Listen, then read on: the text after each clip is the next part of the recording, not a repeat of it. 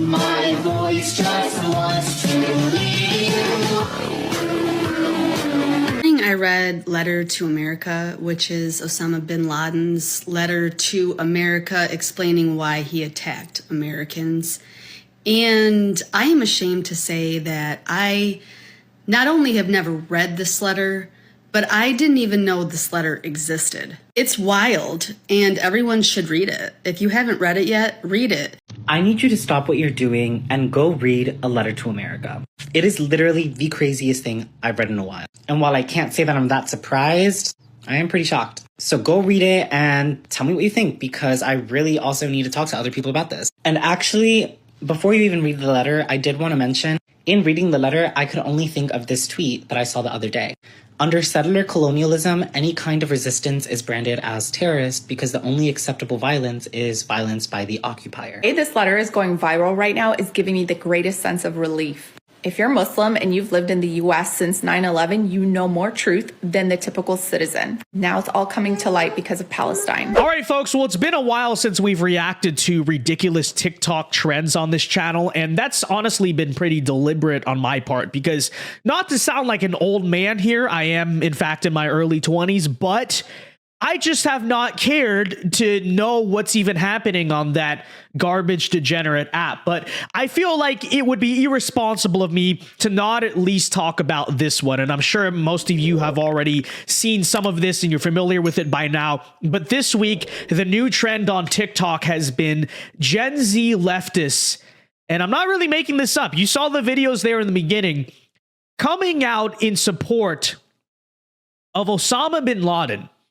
Okay, again, not satire, not making that up. You see the videos. This is what they're going out there doing. And essentially the argument is that, you know, obviously they're angry at America for supporting Israel in the war. And, you know, there are things to be said about that. But they take that all to centrally say, oh, Osama bin Laden was right to do what he did because look at American imperialism, and they've been reading Osama's letter to America after 9/11 and basically saying he was right and defending his action of killing a bunch of American civilians. And I think this needs to be talked about, not just because of how ridiculous and insane it obviously is to come out in American politics and say that you support Osama bin Laden, but also because I think it draws a very important and necessary distinction between sort of the America First right, MAGA, whatever you want to call it, right? Where I sort of stand, the sort of non-interventionist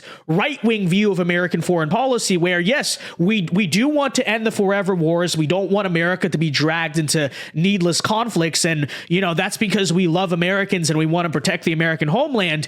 And the far left view of American politics, where of foreign policy, I should say, where it seems like they kind of agree with us, right? Oh, they're anti-war. They say some of the same things as us.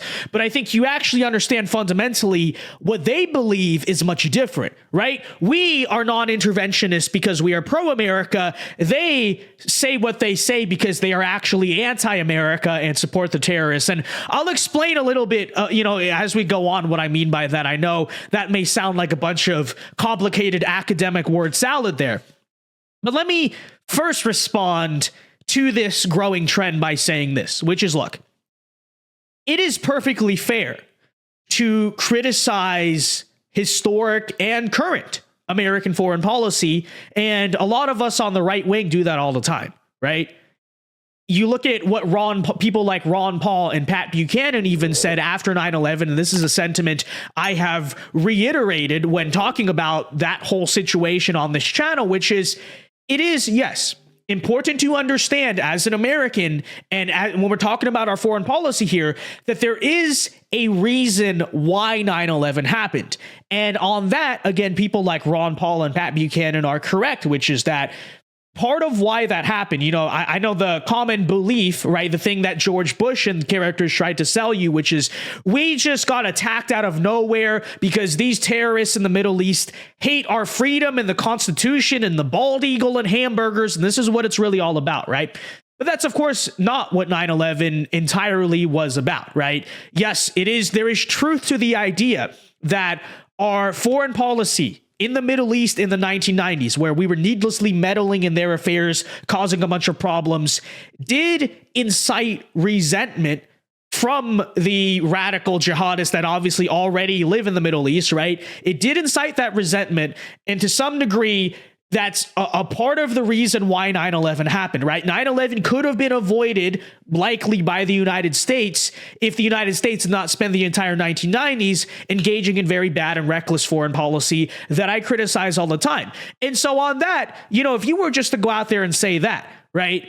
I know there are a lot of right-wingers that think that opinion that I just kind of reiterated, that again, Ron Paul has said and a lot of people have said, I understand that even that opinion is controversial. So a lot of conservatives, when they hear that, they say, I'm unpatriotic or anti-American for saying that. This is what they said about Pat Buchanan in 2003. But I actually do agree with that sentiment.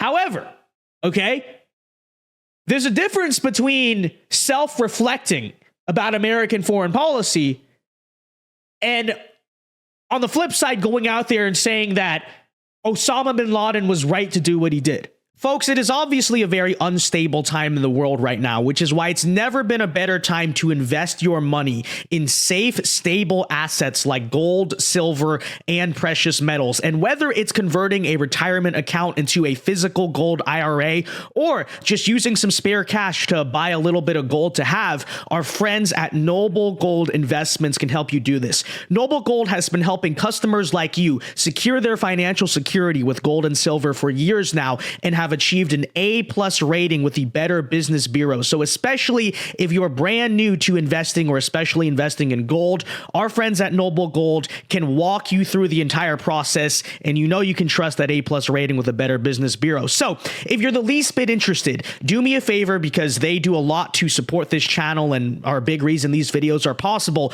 Go check out the link at thevincedao.gold.com. You can fill out a form there to put your contact information, or if you want to call them directly and speak to a real person, give them a call at 877-646-5347. Again, if you're just the least bit interested in investing in gold and silver, our friends at Noble Gold will give you the rundown and options, and your contributions, obviously, to Noble Gold go back into this channel. So vincedao.gold.com, or dial the number. Check out our friends at Noble Gold. And on 9/11, right, Osama bin Laden did not attack even American military targets in the Middle East. He targeted a bunch of civilians, okay? You know, the people in the World Trade Center on September 11th had nothing to do with American foreign policy, okay? They worked in world trade, and they were the ones who were targeted. Again, American civilians were innocent people were targeted, okay? So there's really not much of an angle to which there is a defense of that, all right? Yes, to some degree, you know, when you look at the history of our foreign policy, did we kind of create a situation where we were likely to be attacked and we were not in a secure position? Sure, that is true. But again, to go out there as a citizen of this country and defend a guy who killed a bunch of citizens of this country, again, totally insane. It's a totally ridiculous position to have. And this, you notice that the far left does this very often, right? Same thing right now that you're seeing with the Israel-Palestine stuff, where I will go out there and say that there is a complicated history to the conflict, and I'm not even saying I agree, because there's a lot that I just don't know and don't understand about the conflict. I'm not Israeli or Palestinian, I'm American, but I do understand, again, the perspective of when you look at the historic treatment of this conflict, you know, has Israel handled everything correctly in the past? Blah, blah, blah. You know, do they treat the people of the Gaza Strip correctly? Blah, blah. That's a conversation to be had, right? But there's a difference between saying that or saying you disagree with Israel's military tactics or whatever you want to say about Israel.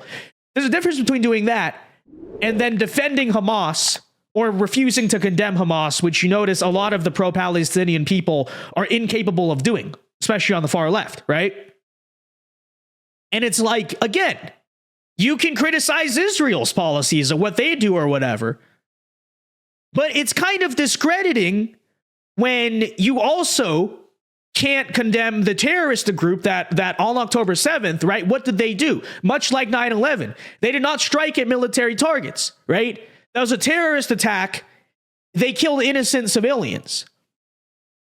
Under no pretext should that be defended, nor does it need to be defended, right? I think there is a perfectly fair position to hold in terms of, if you feel a certain way about Palestine or whatever, that does not involve defending Hamas, right? But this really does get into the weeds of, again, kind of the point I made in the beginning, why the America First right, the right wing, and sort of the progressive left wing do not actually agree on foreign policy, okay? Besides maybe a figure like RFK, I think, someone like him, maybe there's more agreement there. But very often you will hear sort of the far right and the far left say similar things, right? We kind of sound like we're anti-war. They kind of sound like they're anti-war.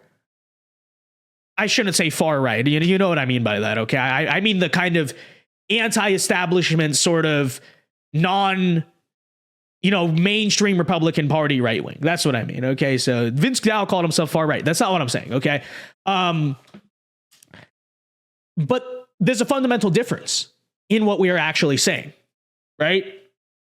Because the reason why I, as kind of like a Trump supporting conservative, consider myself generally anti-war, and as I said right here, right, I want to keep America out of war because I love America. I love the American people. I want to keep them safe. I want to keep them protected. I want to keep American young people out of harm's way if possible, right? Obviously, war is sometimes necessary, but I want to generally keep us out of war out of a love for America.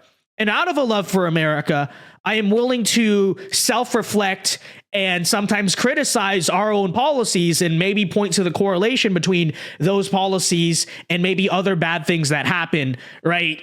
In terms of that greater conversation. I understand the nuance, and that is what it is, right?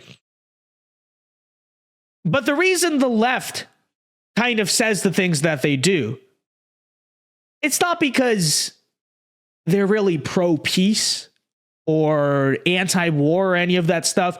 It's because they fundamentally hate America, right? That's what it's really about. They hate America. They hate the American people.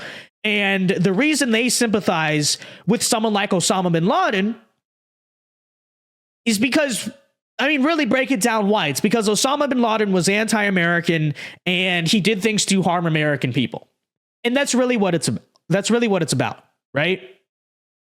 So when we say we're anti-war or, we're America first, we're doing so out of a patriotic perspective. We're trying to actually help this country and make this country better. When they say the things they say, it's not the same thing we're saying, right? What they're saying, the left, is we want to see America burn. We want to destroy America. And that's why we sympathize with all these people who attack America and also want to destroy America, i.e. the terrorists. So that's what it's really about, and that's why it's impossible for them to just see the basic nuance that I think most people are seeing and thinking. Hey, you can criticize American foreign policy without defending Osama bin Laden and Al Qaeda. You can criticize Israeli policy without defending Hamas. And of course, the question always comes up: why? Why are they never able to acknowledge this nuance? How hard is it to say, I condemn Hamas, I condemn Osama bin Laden? Well, it's that hard to say why, again, especially in the context of America. It's not a fair and level and balanced critique of American foreign policy. It's about the fact they hate America, they want it to burn. Frankly, our foreign policy historically is probably irrelevant, okay? They would sympathize with the terrorists regardless. And that's what it's really about, right? And so I hope that all made sense, the things I am saying, but that's why you're seeing the increasing trend of left-wingers sympathizing with Osama bin Laden. You're only going to see it increase as it goes on.